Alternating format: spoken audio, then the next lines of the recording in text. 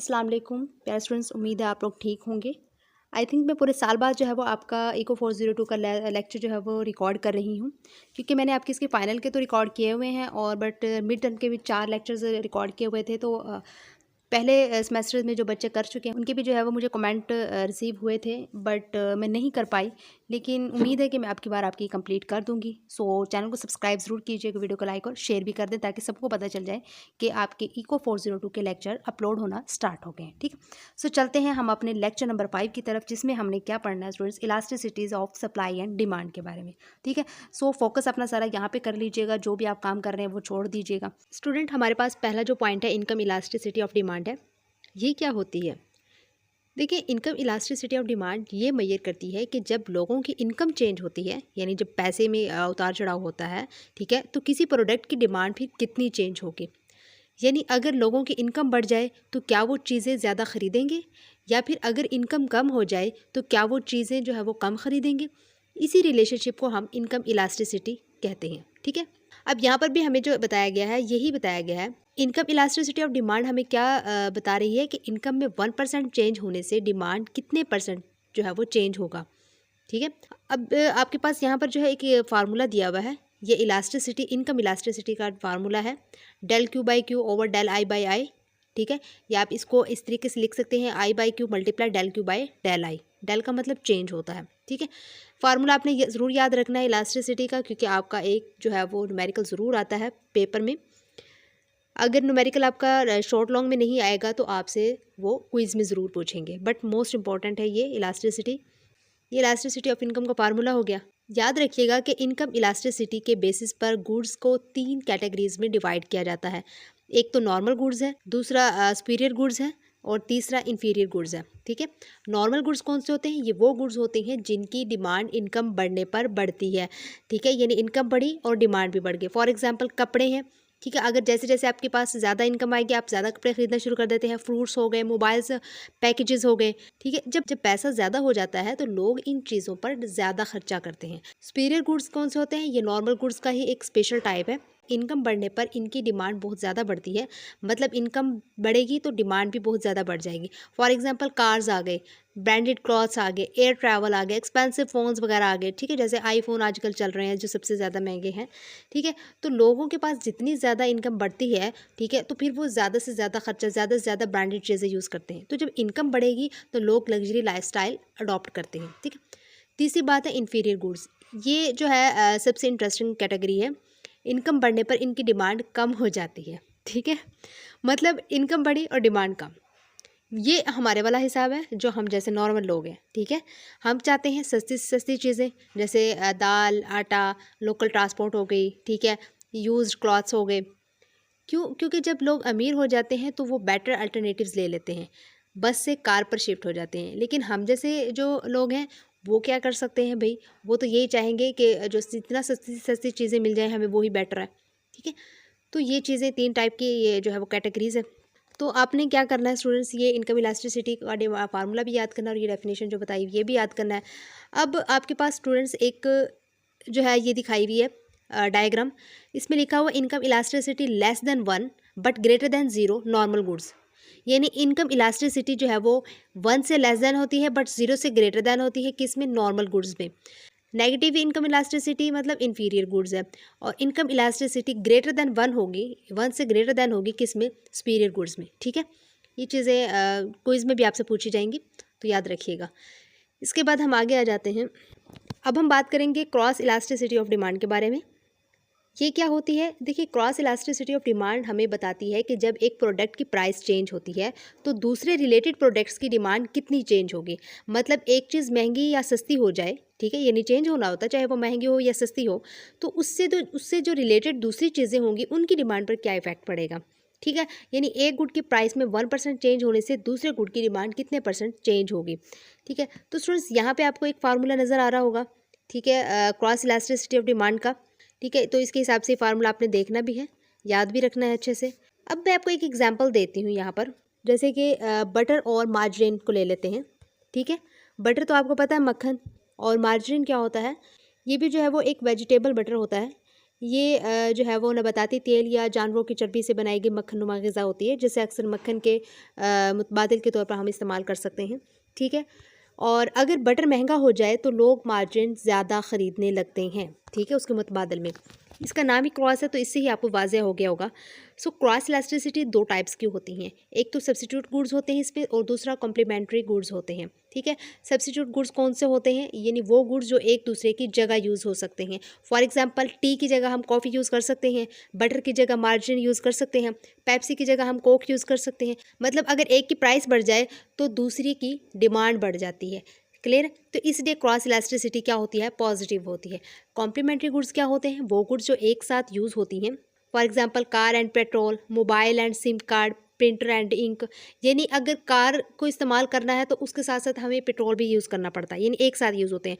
Mobile है तो mobile के साथ हमें सिम कार्ड भी यूज़ करना पड़ता है। प्रिंटर है, प्रिंटर के लिए हमें इंक की ज़रूरत पड़ती है, यानी दोनों का एक साथ इस्तेमाल होता है। तो अगर एक की प्राइस बढ़े तो दूसरी की डिमांड कम हो जाती है, इसलिए क्रॉस इलास्टिसिटी नेगेटिव होती है, ठीक है। सो याद रखिएगा कि क्रॉस इलास्टिसिटी ऑफ डिमांड हमें ये बताती है, ये समझाती है कि एक प्रोडक्ट की प्राइस चेंज होने से रिलेटेड प्रोडक्ट्स की डिमांड पर क्या इफ़ेक्ट पड़ता है। क्लियर है?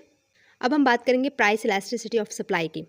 देखिए, प्राइस इलास्टिसिटी ऑफ सप्लाई हमें ये शो करवाती है कि जब किसी प्रोडक्ट की प्राइस चेंज होती है तो उसकी सप्लाई कितनी चेंज होती है।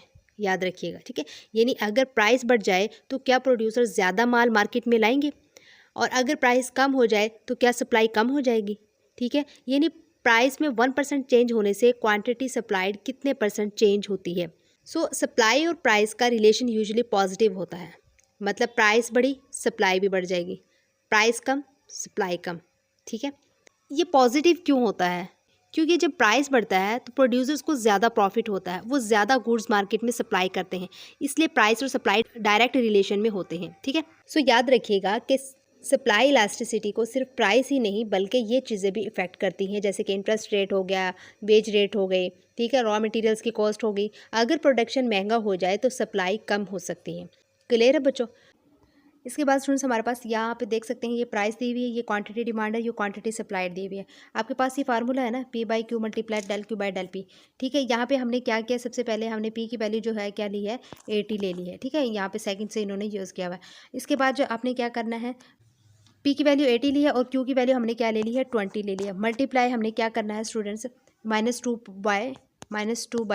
अब ये क्यों किया हमने स्टूडेंट्स, 22 में से 20 निकाल देंगे ना तो आपके पास जो है यानी 20 - 22 निकालेंगे ना, आपके पास माइनस का 2 बचेगा, तो ये आ गया, ठीक है। और इन दोनों में कितना डिफरेंस है, 20 का डिफरेंस है, 60 एंड 80 के दरमियान, तो ये आपका जो है वो 20 यहाँ पे आ जाएगा डेल पी। डेल क्यू -2 और डेल पी जो है वो 20 आ गया, ठीक है।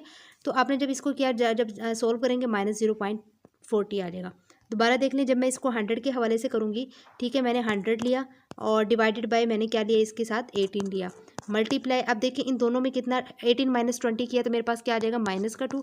और यहाँ पे भी इन दोनों के दरमियान कितना डिफरेंस है, 100 और 20 में 180 में 20 का डिफरेंस। सोल्व करेंगे आपके पास -56 आ जाएगा, ठीक है। आगे हम जो है वो the market for wheat solve करेंगे। जी स्टूडेंट्स, यहाँ पे आपका मैंने क्वेश्चन जो है वो रीराइट किया है ताकि जो चीज़ें आपकी डायरेक्ट की हुई वो यहाँ पे मैंने कर दी हैं। Quantity supply and quantity demand दी गई है हमारे पास, और हमें पता है कि quantity of supply and quantity of demand जो है वो इक्वल हो जाए तो मतलब वहाँ पे इक्विलिब्रियम है, ठीक है। सो यहाँ पे मैंने इनकी जो वैल्यूज़ थी इन दोनों को इक्वल रख दिया है। यहाँ पे जो इनकी दी गई थी हमारे पास quantity of supply quantity of demand दोनों इक्वल की हैं, ठीक है। यहाँ से मैंने जो पी वाली वैल्यूज थी यहाँ पे कर दी और ये नंबर से ये मैंने अलग कर दिए, ठीक है। तो फिर मैंने जब इनको ऐड किया पी वाली वैल्यू को, तो पी वाली वैल्यू मेरे पास जो है वो 506 पी बनी और ये जो है वो माइनस हो गया, तो यहाँ पे आके तो 1750 बन गया। पी की वैल्यू निकालने के लिए 1750 को डिवाइड किया मैंने, यहाँ 506 जो इधर आ गया था डिवाइड हो गया, पी इज इक्वल टू 3.46 आ गया, ठीक है। यहाँ से अब हमने क्वांटिटी ऑफ सप्लाई की जो इक्वेशन थी वो ली है हमने, ठीक है। वहाँ पर पी जो जहाँ पे था पी की जगह पे मैंने $3.46 पुट किया, ठीक है। 1800 + 830 आ गया, तो इनको ऐड किया तो मेरे पास 2630 बन गया, ठीक है। अब आपको पता है इलेक्ट्रिसिटी का फार्मूला क्या होता है हमारे पास, dQ/dP × P/Q। अब आपने क्या किया, क्वांटिटी ऑफ डिमांड की जो इक्वेशन थी वो ली। अब मैंने इसको क्या है वो डेरिवेटिव लिया इस इक्वेशन का, तो dQ/dP = ये 0 बन जाता है कॉन्स्टेंट, ठीक है, माइनस और ये 26 आ जाएगा। तो वैल्यू आपकी जो है वो निकलती है -266 निकलती है। ये चीज़ें आपको आती हैं बट मैंने कर दी हैं ताकि आपको आसानी हो, ठीक है। ज़्यादा अगर फिर भी ना समझ आए मुझे बता दिए कि मैं नेक्स्ट में जो है वो इसको नेक्स्ट लेक्चर में आपको अगेन दोबारा भी समझा सकती हूँ। सो यहाँ पे आपने फिर अगेन से फार्मूला लिखा और ये जो पी की वैल्यू -3.46 थी और क्यू की वैल्यू मेरे पास क्या निकली 2630 निकली और ये D Q by D P जो है -266 ठीक है। ये मल्टीप्लाई कर देंगे, हमारे पास जो आंसर आएगा 0.35 माइनस में आ जाएगा जो कि इन इलास्टिक है, ठीक है। फिर आपने क्यू एस की इक्वेशन ली, ठीक है। वहाँ पर भी इसको भी आपने डेरिवेटिव लिया तो इसका जो आपका डेरिवेटिव निकलता है 240 निकलता है। फिर आपने इसी तरह इलास्टिसिटी का फार्मूला अपने लिखना है और उसमें ये वैल्यूज़ पुट करनी है तो आपके पास 0.32 निकलेगा जो कि ये भी इन इलास्टिक है, ठीक है। फिर अब आपको जो है वो दिया गया है कि assume the price of wheat, कि गंदम की जो वीट है वो आपको दी गई है $4 पर बुशल, ठीक है। तो आप क्या करेंगे, क्वांटिटी ऑफ डिमांड की आपने एक जो है वो इक्वेशन ली है और वहाँ पर जो है पी की जगह पे आपने क्या पुट किया, 4 पुट किया। 4 पुट करने के बाद मल्टीप्लाई माइनस जमा जो भी करना होगा वो करेंगे तो आपके पास 2486 आ जाएगा। फिर आपका जो है वो फार्मूला आपने पुट करना है, ठीक है। ये इसमें फार्मूले में पुट करके आपने वैल्यूज़ पुट कर दी है और जो है वो यहाँ पे आपका -0.43 आंसर आ जाएगा, ठीक है। तो ये आपका सिंपल सा क्वेश्चन था, ये अच्छे से कीजिएगा, क्लियर। अब हम बात करेंगे short run versus long run elasticities के बारे में, ठीक है। देखिए, price elasticity of demand time के साथ चेंज होती रहती है। मतलब जब लोगों के पास कम टाइम होता है रिस्पॉन्स देने का या ज़्यादा टाइम होता है एडजस्ट करने का तो डिमांड का रिएक्शन डिफरेंट होता है। शॉर्ट रन क्या होता है, शॉर्ट रन का मतलब होता है कम वक्त, शॉर्ट टाइम पीरियड। इस पीरियड में लोग अपनी हैबिट्स जल्दी चेंज नहीं करते, अल्टरनेटिव्स ढूंढने का टाइम नहीं होता क्योंकि उनके पास, इसलिए रिस्पॉन्स वीक होता है। लॉन्ग रन क्या होता है, लॉन्ग रन का मतलब होता है लंबा वक्त यानी लॉन्ग टाइम पीरियड। इस पीरियड में लोग जो है वो क्या करते हैं, ईजिली अपनी हैबिट्स चेंज कर लेते हैं, अल्टरनेटिव्स भी ढूंढ लेते हैं, एडजस्ट भी हो जाते हैं, इसलिए रिस्पॉन्स स्ट्रॉन्ग होता है, ठीक है। मोस्टली गुड्स में शॉर्ट रन इलास्टिसिटी कम होती है और जबकि लॉन्ग रन इलास्टिसिटी ज़्यादा होती है, ठीक है। जैसे कि फॉर एग्जांपल अगर पेट्रोल महंगा हो जाए तो शॉर्ट रन में लोग जो है वो जल्दी कार यूज़ करना जो है वो नहीं छोड़ सकते, इसलिए डिमांड क्या होगी, कम चेंज होगी। लॉन्ग रन में क्या होता है, हमें टाइम मिल जाता है, हम क्या करते हैं अपनी बड़ी कार्स को छोड़ देते हैं, हम छोटी कार्स ले लेते हैं, पब्लिक ट्रांसपोर्ट यूज़ कर लेते हैं, ठीक है, इसलिए डिमांड ज़्यादा चेंज होती है। कुछ गुड्स में उल्टा होता है, ड्यूरेबल गुड्स यानी लंबी उम्र वाली जो चीज़ें होती हैं, जिनके पास जो लंबा लंबा जो है वो खींचती हैं चीज़ें, जैसे कि कार्स हो गई, ये लंबे टाइम तक चलती हैं, फ्रिज हो गया, टीवी हो गई, ये लंबे टाइम तक चलते हैं। इनमें क्या होता है कि शॉर्ट रन इलास्टिसिटी ज़्यादा होती है और लॉन्ग रन इलास्टिसिटी कम हो सकती है। क्यों? क्योंकि शॉर्ट रन में लोग डिले कर देते हैं परचेज करना, लेकिन लॉन्ग रन में जो है वो इवेंचुअली बाय कर ही लेते हैं लोग, ठीक है। सो याद रखिएगा, short run less response, long run मोर रिस्पॉन्स। मोस्टली गुड्स में लॉन्ग रन ग्रेटर देन होते हैं शॉर्ट रन से, और ड्यूरेबल गुड्स में क्या होता है कि शॉर्ट रन ग्रेटर देन होता है लॉन्ग रन से, ठीक है। तो यहाँ पे स्टूडेंट्स, यहाँ पे एक शॉर्ट रन दिखाया हुआ है गैसोलीन का, ठीक है। यहाँ पर आप देख सकते हैं people tend to drive smaller and more fuel efficient cars in the long run में। यही वही चीज़ें जो मैंने आपको बताई, लॉन्ग रन में लोग क्या कर सकते हैं और शॉर्ट रन में कैसे जो है वो अपना लाइफस्टाइल को चेंज करते हैं, ठीक है, ये चीज़ें वही है। इसके बाद यहाँ पे automobiles short run and long run demand curves में दिखाया हुआ है, ठीक है। यानी पीपल में put off immediate consumptions but eventually older cars must be replaced. Long run में लोग क्या करते हैं कि अपनी कार, जो बड़ी कार्स होंगी तो फिर वो छोटी कार्स ले लेते हैं, ठीक है, या फिर वो लोकल बस यूज़ करते हैं, ठीक है। तो यानी लॉन्ग रन में जो है वो लोगों के पास टाइम होता है, वो एडजस्ट कर लेते हैं चीज़ें, ठीक है। लेकिन अब हम इसकी थ्योरी पर आते हैं। देखिए, याद रखिएगा कि इनकम इलास्टिसिटी और प्राइस इलास्टिसिटी दोनों टाइम के साथ चेंज होती हैं। मतलब शॉर्ट रन में लोग जो है वो कम एडजस्ट करते हैं, लॉन्ग रन में लोग ज़्यादा एडजस्ट कर लेते हैं, ठीक है। ज़्यादातर गुड्स और सर्विसेज में क्या होता है, शॉर्ट रन में इलास्टिसिटी कम होती है और लॉन्ग रन में इलास्टिसिटी ज़्यादा होती है। ये मैं रिपीट कर रही हूँ ताकि आपको जो है वो ज़हन-नशीन रहे, क्योंकि टाइम मिलने पर लोग अपनी हैबिट्स चेंज कर लेते हैं और न्यू ऑप्शंस ढूंढ लेते हैं, ठीक है। फॉर एग्जांपल कार्स और गैसोलिन्स की हमने एग्जांपल देते हैं।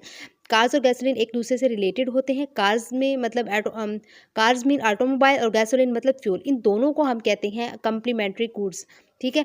अब इनकम इंक्रीज का इफेक्ट क्या होगा, जब लोगों की इनकम बढ़ती है तो वो बड़ी और अच्छी कार्स खरीदते हैं। इसका मतलब कार्स और गैसोलीन दोनों की डिमांड पर असर होता है। टाइम के साथ क्या होता है, लोग ज़्यादा ड्राइविंग करते हैं, इसलिए गैसोलीन की डिमांड भी बढ़ जाती है, जो फ्यूल होता है। इसलिए गैसोलीन की इलास्टिसिटी लॉन्ग रन में ज़्यादा होती है।